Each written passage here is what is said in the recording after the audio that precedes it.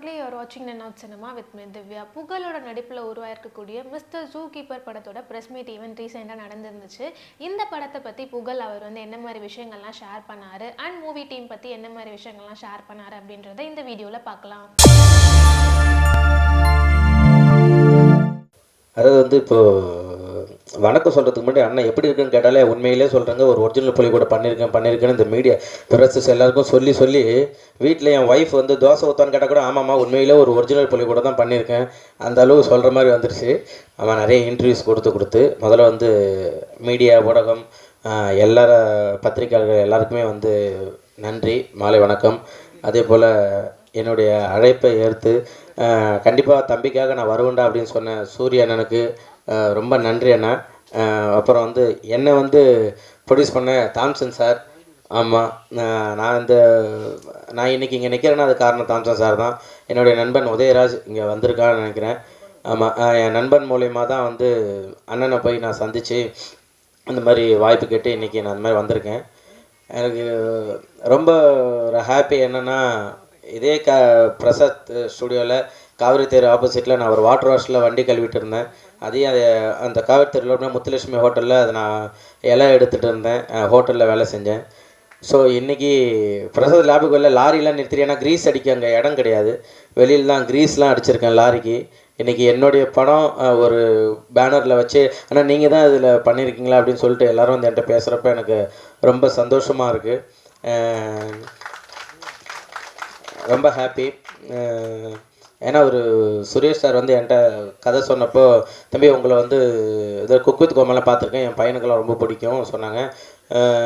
Super, நீங்கள் ஒரு original புலி கூட படம் பண்ணுறீங்கப்பா அப்படின்னாங்க.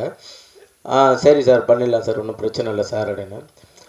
அப்புறம் யுவன் சார் மீசிங் சொன்னாங்க. சரி சார் பண்ணல சார், எப்போ சார் போகலாம் சார் அப்படின்னா, இல்லை ஒரு 1 year ஆகும் தம்பி, வெயிட் பண்ணப்பா, இன்னும் புலி கிடைக்கலன்னாரு.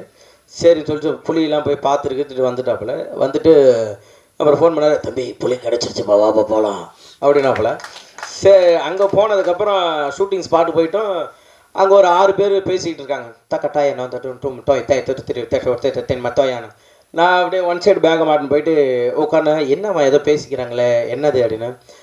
ஒன்றும் இல்லை தம்பி, ஏதோ புலி கூட ஏதோ ஒரு தம்பி நடிக்க வந்திருக்கானா, ஆம்புலன்ஸ் எங்கே இருக்குது, இந்த இன்சூரன்ஸ்லாம் எப்படி போடணுன்றது பேசிகிட்டு இருக்காங்க. என்ன புரியலண்ணே யார் அப்படின்னு. இவர் அங்கே பேசாம புலி கிடச்சிச்சு, வெயிட் பண்ணு உண்மையிலே சூப்பரான புலி கிடச்சிருக்கு தம்பி, வேறு லெவலில் பண்ணுறேன்னு.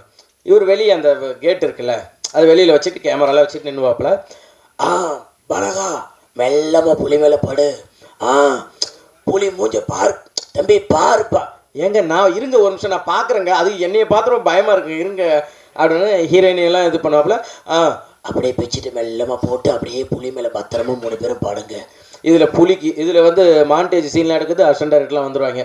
ஆனால் இன்றைக்கி புலிக்கு பல்லு விலைக்கு ஒரு புரியலப்பா என்னது யார் சொன்னது, டைரக்டர் சார் சொல்லுங்க, புலிக்கு பல்லு விலைக்கு இருக்குமா சீனு. தம்பி புலி காட்டில் இருக்குது, பல்லுலாம் விளக்காது, அதனால் நீ வேறு எதாவது பண்ணுன்னா பல்லு விளக்க வேணான்னா கேக்கு ஊட்டி விடுற மாதிரி சூப்பர்ப்பா நைஸ்ப்பா அப்படின்னு அவர் சொல்கிறாங்க. எல்லோரும் உண்மையே பயந்து தான் பண்ணாங்கன்ட்டு. உண்மையிலே பயம் எங்களுக்கு தான் இருந்தது, ஏன்னா புலி வாயை திறந்தாலே நானும் ஹீரோயின் உள்ளே போய்ட்டு வெளில வரும், அந்த அளவு தான் புலி எல்லாமே அது பேசிக்கிட்டு இருக்கோம். ஆனால் ப்ரொடியூசர்லாம் நீங்களாம் ஒரு வாரத்துக்கு கூட என்னை பற்றி கேட்கவே இல்லை, கேட்டுட்டு என்ன சொன்னீங்க, இல்லை உண்மையிலே டெய்லியும் கேட்போம், படம் முடிஞ்சா கேட்பேன், சூப்பராக முடிஞ்சிருச்சு நல்லா இருந்தால் கேட்பீங்க, புகழ் முடிஞ்சானா இருந்தானா ஒரு வாரத்துக்கு கேட்டிருப்பீங்களா, கேட்டது கிடையாது இல்லை. அதே போல் ப்ரொடியூசருங்கெலாம் சொல்லியாகனா ஷூட்டிங்கு வந்தால் தானே, ஷூட்டிங் எப்போ காசு கேட்டாலும் தம்பி போட்டு விட்டோம்பா கார்த்திட்டு இருக்கானே அப்படின்னா இவர் ஒன் சைடு பேக் மாட்டிக்கிட்டு தம்பி போகலாமா ஷூட் ரெடி வாங்க ஒன் சைடு பேக்கில் சரி பத்திரம் பேக் பத்திரம் அப்படின்னு எங்கள் பணம் போட்டாங்க, நேற்று நைட்டு போட்டாங்க, காலைல ஷூட்டு. அவங்க கேட்குறப்பெல்லாம் பணத்தை மட்டும் போடுவாங்க. ஷூட்டிங் வந்தாலும் ஒரே ஒரு